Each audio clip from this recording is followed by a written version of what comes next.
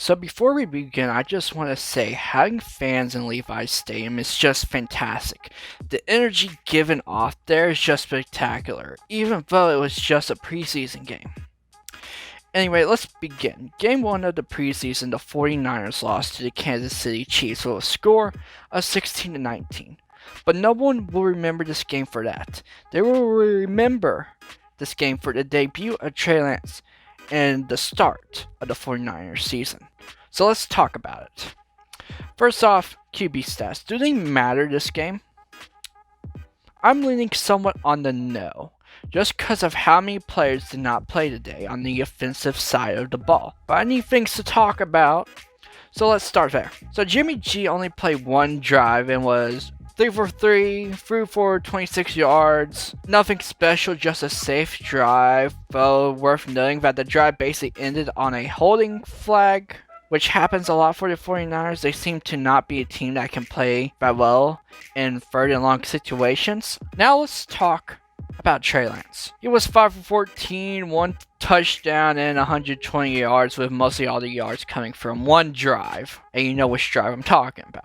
Trey was limited to a 30 snap count this game, for honestly, I feel after the game it should have been a bit lower. That's for two reasons. One reason is that the O-line did him no favors in this game. He was sacked 4 times. I don't know how many of those sacks were his own fault, but from what I saw, the O-line depth isn't there. And with that shaky pocket comes mistakes from Lance. A few of his incompletions could have easily been interceptions, plus a lot of drop balls by the wide receivers.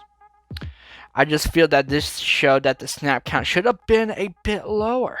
And then Josh Rosen finished the game and showed why, yes, 9 people were taken before him in this draft class. Now, before we talk about notable players, let's talk about the play of the game. You know which one I'm talking about.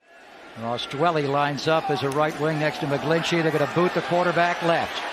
Here he goes, deep downfield. Trent Sherfield's got it! Trey area! Honestly, this play shows why Trey got drafted. Could have easily gone and threw it to Brandon Ayuk, but he saw his shot downfield and went for it. A thing that won't be talked about this film when you see this play, repeatedly this week, and probably until Trey does it again, is the sideline reaction of Jimmy G. Here's the thing.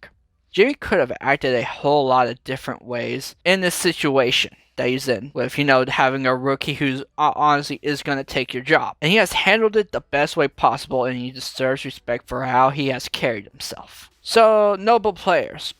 Obviously, Trey was one of them. If you had to play the game, you're going to be notable in some way. Diamador was another guy. He had to guard some of the first-team wide receivers that KC had left in for longer than they probably should have, and I think he did a good job. Plus, he had an interception. Hasty was another dude. The running backs were all decent all game, but Hasty was a bit better. Though he does need to fix his hands a bit if he wants to make the roster. And finally, Talanoa. Dude was all over the field. They put him in a lot of situations at the start when KC still had their stars, and in which you really don't want a rookie there, but D'Amico did so that there's trust there. And it showed as the game progressed, he was everywhere. His intelligence shown a few times, as well as he made a few plays during special teams. If he continues to play like this and develop, he may be the steal of the draft that the 49ers always find in the lower rounds.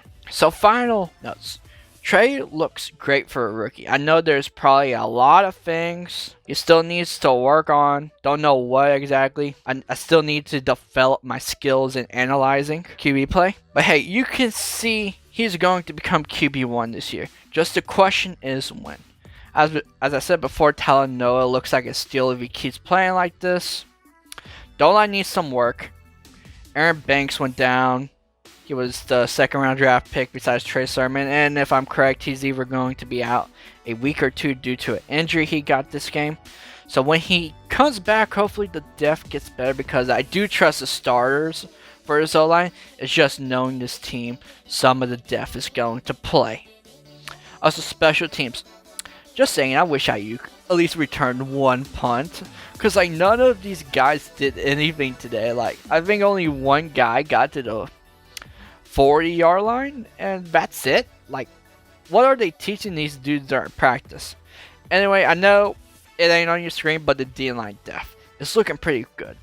Now, of course, as the third and fourth string came in, pressure was lost, but hey, they still played fairly well. And that will do it for this video. I know probably I've missed a few talking points, but this was what I wanted to talk about what I wanted, what I thought was important, and I hope you guys also thought so as well. If you liked the video, well, give the video a like, plus subscribe if you haven't already. And as always, feedback is appreciated. Tell me what I'm doing wrong because I want to get better. And anyway, that will do it for this video. So see you next week for Game 2 of the preseason.